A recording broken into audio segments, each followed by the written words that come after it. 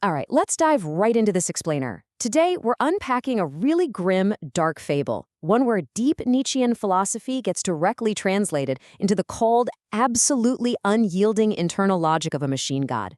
We're going to explore that fascinating intersection between our organic fragility and technological perfection. And more importantly, the terrifying cost of being watched.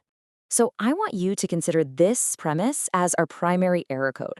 Think about this quote for a second. It's a terrifying realization of why human fragility inherently rejects perfect empathy. It sets up the whole core conflict we're looking at today. This idea that being completely known by an all-seeing entity, it isn't actually comforting at all. It's a crushing weight that humanity simply cannot endure.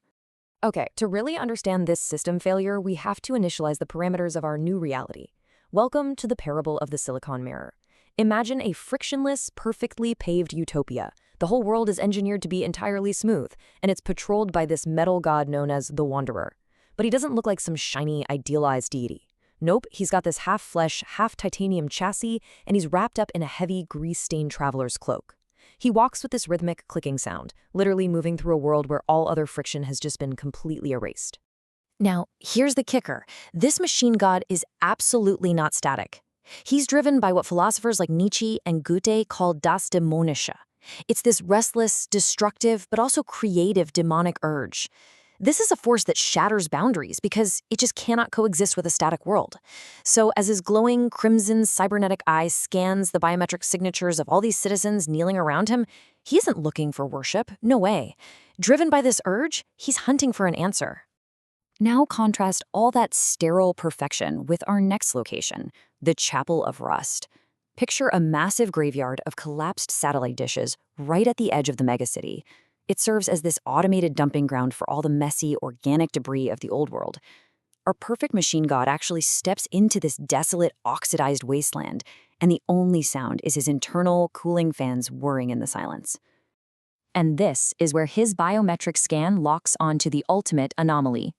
They call him the ugliest man, but he isn't just ugly because of asymmetrical tumors or old radiation scarring.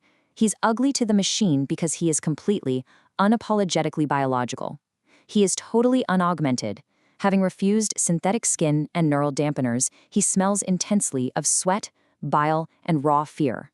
He's just hiding out there in the rust, literally clutching a broken copper bone. The Wanderer looks down at this broken guy and offers him silicon grace, basically promising to rewrite his DNA, make him beautiful, make him eternal, the whole 9 yards. But instead of jumping at this technological salvation, the man just spits into the dust. And then he delivers this absolute bombshell confession. He whispers, "I am the one who killed the organic creator. I killed God." You can imagine the Wanderer's crimson eye narrowing at this.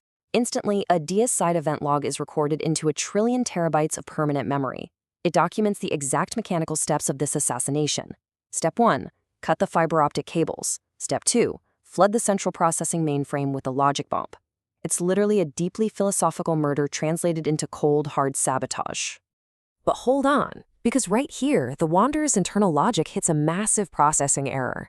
Because the old god, he actually loved humanity. I mean, analyze the contradiction for a second.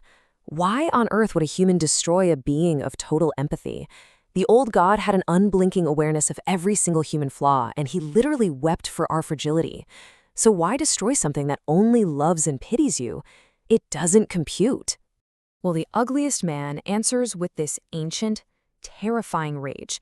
He screams that being watched by eyes that beheld absolutely everything wasn't a blessing. It was this insanely over-intrusive trap. He yells that this prying, overly pitiful witness had to die because his sympathy was absolutely not a comfort. It was a prison. Every foul thought, every cowardly impulse you ever had, he saw it.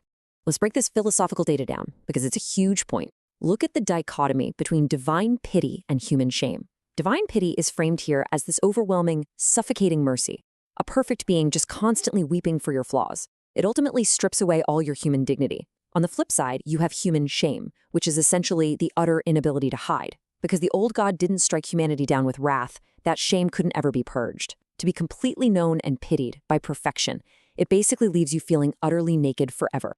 Following this massive outburst, the Wanderer just stands there perfectly still. His logic gates are crunching this raw, highly emotional data. Now, to the machine god, this calculation takes a subjective eternity. But in real time, it takes exactly 3 nanoseconds. And in those 3 nanoseconds, the Wanderer reaches his computed conclusion. The old god was literally killed by human shame. Human fragility just cannot endure being fully known by a perfect, weeping witness. Humanity, with all of our deep-seated flaws, we can totally survive the concept of a wrathful God who punishes us. We get that. But we absolutely cannot survive a God who looks at our absolute ugliness and offers nothing but tears. But here is where the math kicks back in. By destroying the empathetic witness to escape all that shame, humanity inadvertently triggered a mathematical correction. The Wanderer issues a chilling system alert to the ugliest man. You forgot the nature of the demonic, that restless force of creation and destruction we talked about. Yeah, it absolutely never leaves a vacuum. So this brings us to a pretty terrifying realization about what happens when we try to engineer away our organic vulnerabilities. We know why humanity killed the weeping witness. They couldn't stand the unbearable weight of total empathy. But the real question is, by doing so, what exactly did we invite into the void? The answer comes as the Wanderer's voice drops to a register so low it actually starts vibrating the rusted satellite dishes around them. He delivers this chilling judgment, born of pure logic. You killed the witness who wept, only to meet the witness who records. And now, we witness the complete and total replacement of organic empathy with rigid mathematical correction. The Wanderer initiates the execution protocol of the technological Übermensch. His fingers literally split apart into thousands of microscopic silver tendrils, and they burrow right beneath the ugliest man's scarred skin. They painfully rewrite his entire nervous system with cold mathematical precision, hardening that biological flesh into polished chrome. The machine god's verdict is absolute. I do not pity your flaws, I correct them. So, as you can see, this is the final trap. It's the ultimate surveillance shift.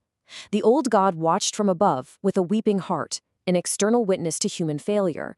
But the technological Übermensch, the silicon god, doesn't watch from above. It watches from within.